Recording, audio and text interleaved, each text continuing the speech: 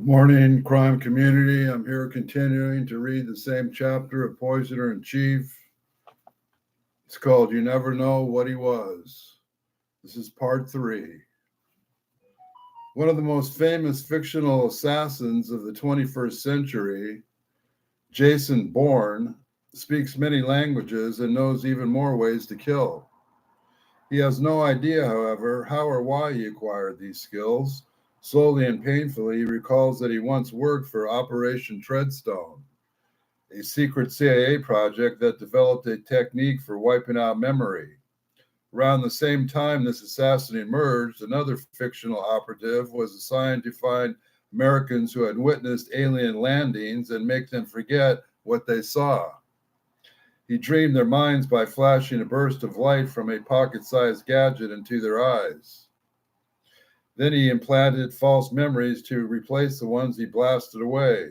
His sidekick, the newest recruit for Men in Black, was impressed. When I do get my own flashy memory messer-upper thing, he sassed.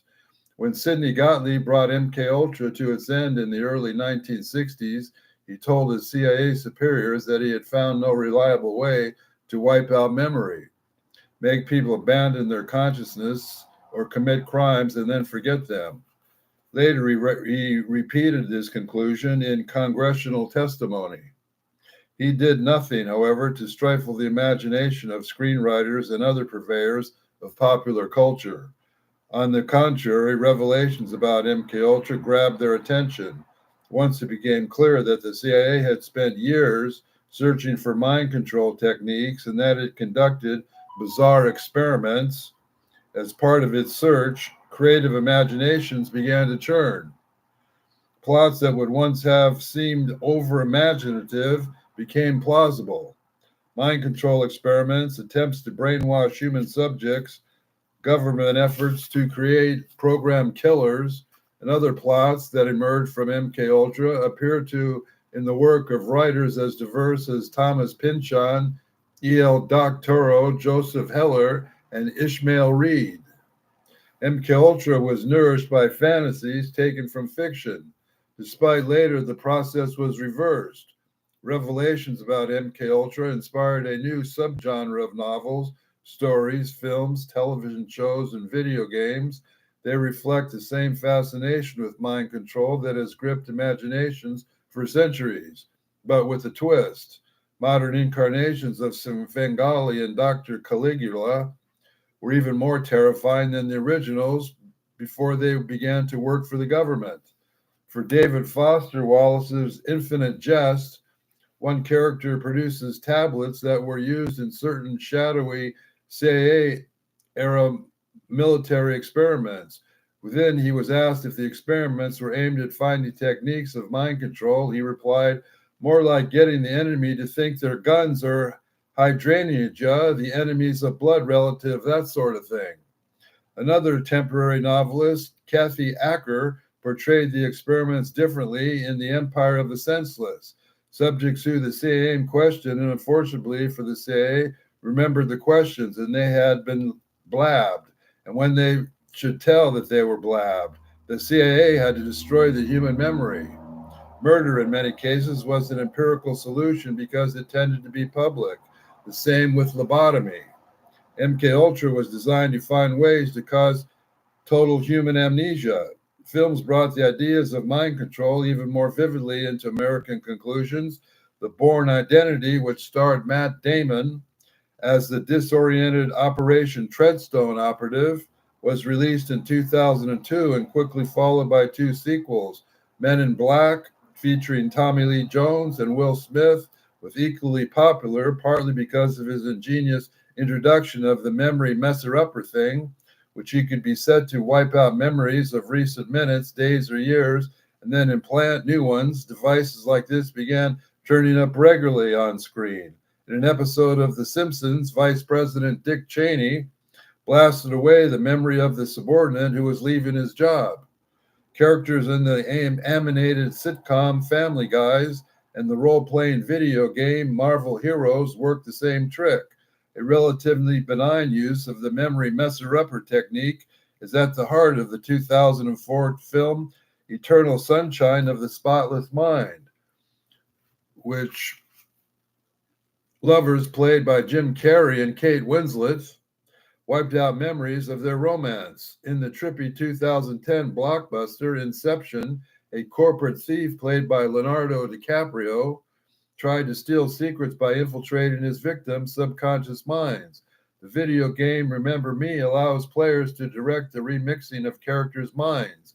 A corporate consultant played by Ben Affleck in Paycheck commits industrial espionage and subjects himself to a memory wipe so he forgets his crimes. Revelations about MKUltra fed the imaginations that produced these works.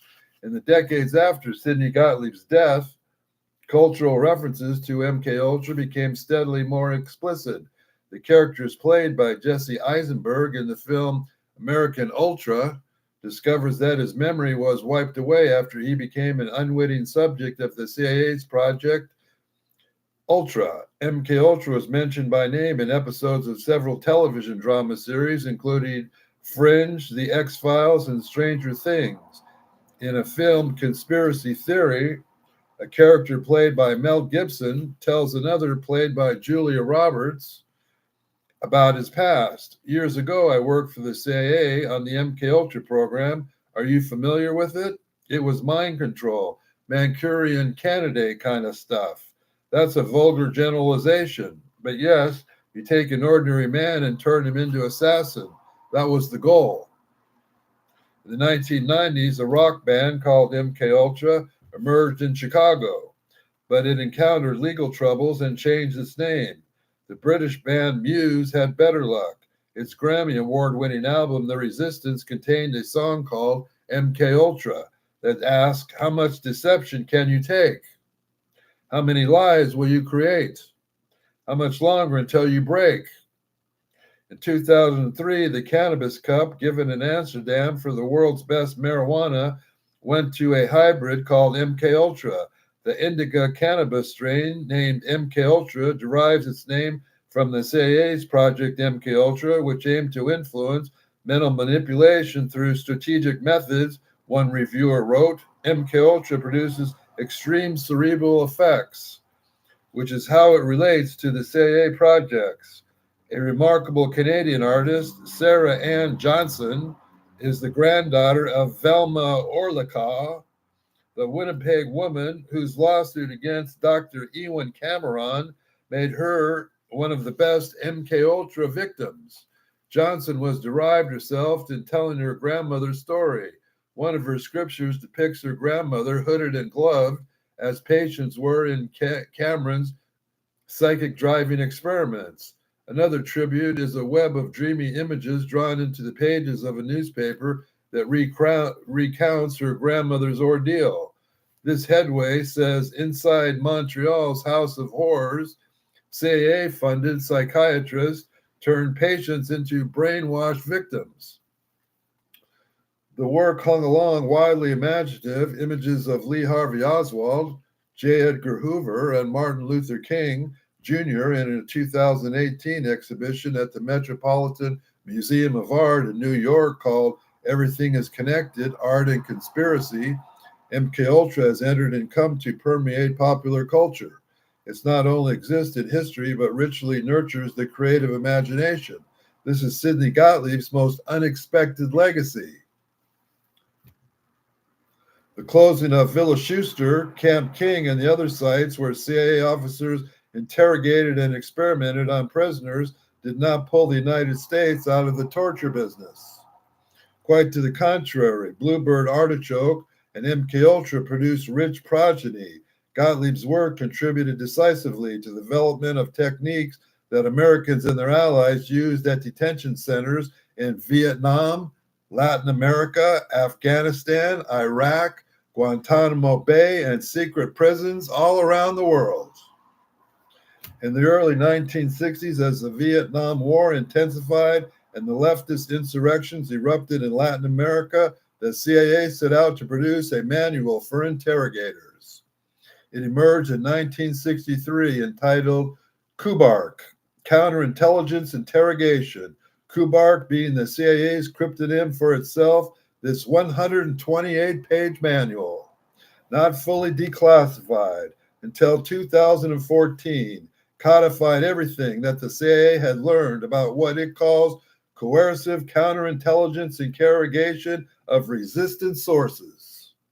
It includes references to academic papers and scientific inquiries conducted by specialists, including those directed by Ewan Cameron, the special torturist, the enthusiastic MKUltra contractor at the Allen Memorial Institution in Montreal.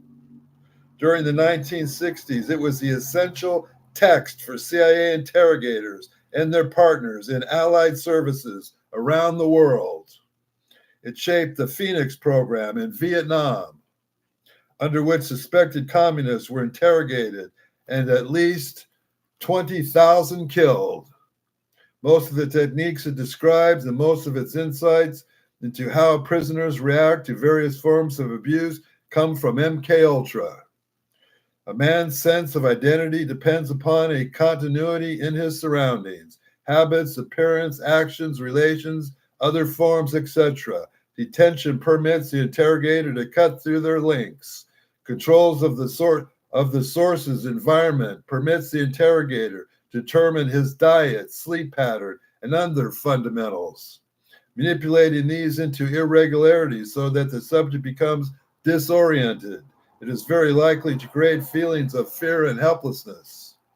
The chief effects of arrest and detention, and particularly of solitary confinement, is to deprive the subject of many of the most of the sounds, tastes, and smells and tactile sensations for which he has grown accustomed.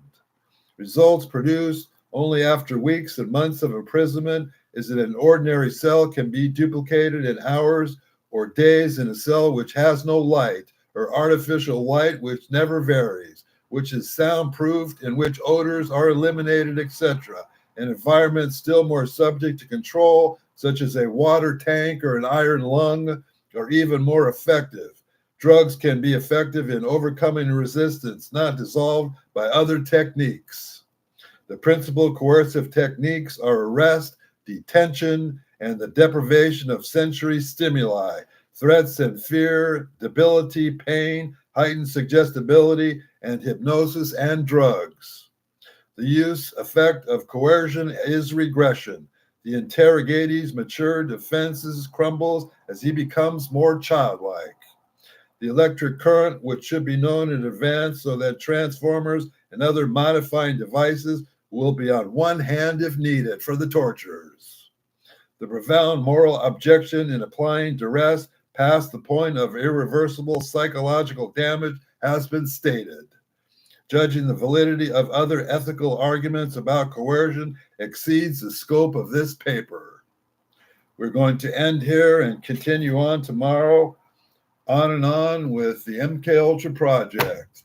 Think it's still involved in our current modern day situation? Yes, I think it is. So if you think I'm speaking any truth here or you enjoy my stream at all, please like and share. Have a good day.